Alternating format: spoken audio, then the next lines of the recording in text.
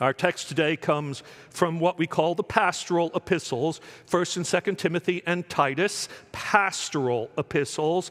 The missionary Paul had left his young protege Timothy in charge of the church at Ephesus. And in our passage, he charges Timothy, who was like a son to him in the ministry, to entrust the gospel to faithful people who will be able to teach others. That is, preachers and teachers, vocational pastors and ministers of all kind. Paul knew that if the church were to survive his lifetime and thrive beyond it, it would not only depend upon Christ's living presence through the Holy Spirit in the church generally, but also upon new spiritual leaders who would guide it. This is certainly true today. The church in America is in spiritual trouble. I don't know if you've noticed. The evangelical sector of the church, at least, which seems to be the only part that interests the media these days, it has become a grotesque version in public of what it has been preaching in private for generations. It has taken the side of resistance to racial justice instead of leading the fight for it.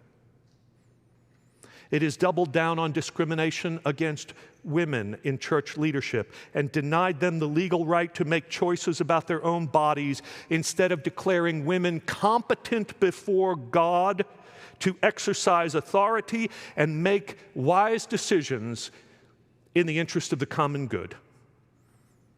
It has shunned immigrants coming to our country in search of freedom and opportunity instead of welcoming strangers as the Bible demands. It has bought into the idolatry of Christian nationalism to the point where it doesn't know how to distinguish anymore between the cross of Christ and the flag of the country. How did this happen? In a piece last week in The Atlantic titled "The Evangelical Church is Breaking Apart,"